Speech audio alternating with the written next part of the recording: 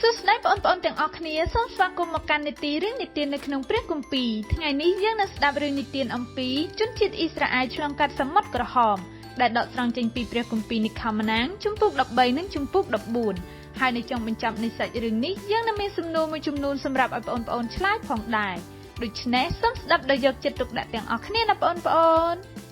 ការណែនាំមេរៀនពួកយើងធ្លាប់បានរៀនរួចមកហើយអំពីជនជាតិអ៊ីស្រាអែលនិងពីវិធីដែលព្រះជួយរំដោះពួកគេបន្ទាប់ពីពួកគេចាកចេញពីអេស៊ីបពួកគេមិនដឹងថាតើពួកគេត្រូវទៅទីណានោះទេពួកគេបានដើរវិលវល់នៅកណ្ដាលទីរហោស្ថាននៅវាលរហោស្ថានបើពេលថ្ងៃគឺក្តៅខ្លាំងបើពេលយប់គឺត្រជាក់ខ្លាំងតើជនជាតិអ៊ីស្រាអែលរាប់លាននាក់អាចរស់នៅបានយ៉ាងដូចម្តេចនៅក្នុងទីរហោស្ថានយើងបានដឹងហើយថាគ្មានអ្វីដែលព្រះរបស់យើងមិនអាចធ្វើបាននោះទេ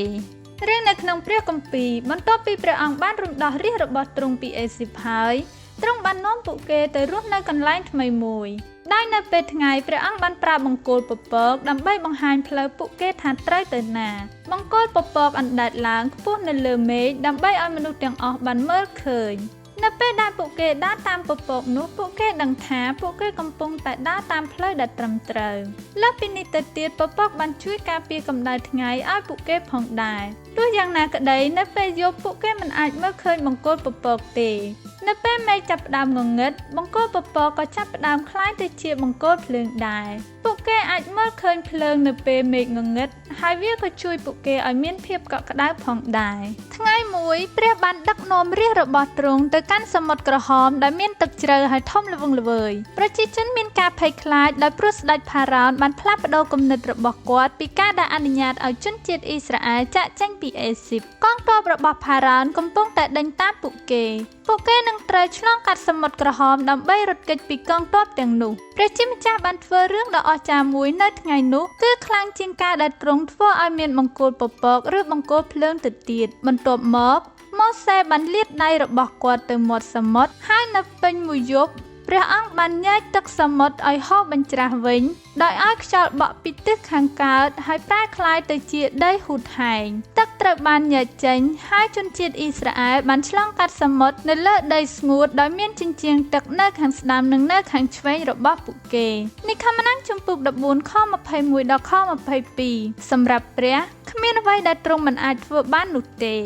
ព្រះបានធ្វើឲ្យបង្គោលពពកផ្លាស់ទីដើម្បីបង្ហាញនៅកន្លែងដែលព្រះចង់ឲ្យពួកគេទៅហើយការពារកម្ដៅឲ្យពួកគេព្រះបានធ្វើឲ្យបង្គោលភ្លើងផ្លាស់ទីដើម្បីបង្ហាញនៅកន្លែងដែលព្រះចង់ឲ្យពួកគេទៅហើយធ្វើឲ្យពួកគេមានភាពកក់ក្ដៅ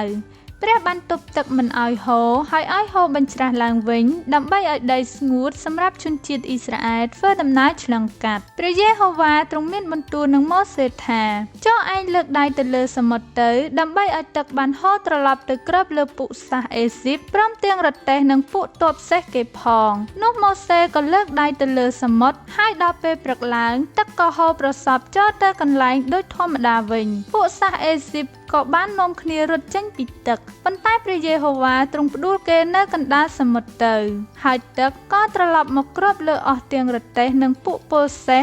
ហើយនឹងពលទ័ពរបស់ផារ៉ោនទាំងអស់ដែលបានចូលទៅក្នុងសមុទ្រតាមចាប់កូនចៅអ៊ីស្រាអែលគ្មានរួចអ្នកណាមួយសោះឡើយគ្មានអ្វីដែលខ្លាំងដូចជាព្រះដ៏មានមហិទ្ធិឫទ្ធិរបស់យើងនោះទេសំណួរពិភាក្សា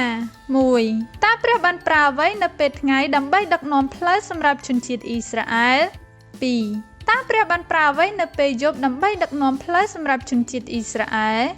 3. តើព្រះបានជួយជនជាតិអ៊ីស្រាអែលដោយរបៀបណានៅពេលដែលកងទ័ពអេស៊ីបកំពុងតែដេញតាមចាប់ពួកគេ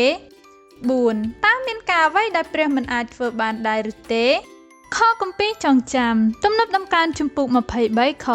4ទោះបើទូលបង្គំដើរកាត់ច្រកភ្នំនៃសេចក្តីស្លាប់ក៏ដោយគង់តែមិនខ្លាចសេចក្តីអាក្រក់ណាឡើយបិទទ្រង់គង់ជាមួយនឹងទូលបង្គំ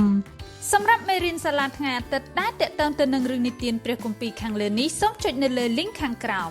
ចង់ស្ដាប់រឿងថ្មីៗទៀតអត់បើចង់កុំភ្លេចមកសាលាថ្ងៃអាទិត្យទាំងអស់គ្នាណាបងប្អូន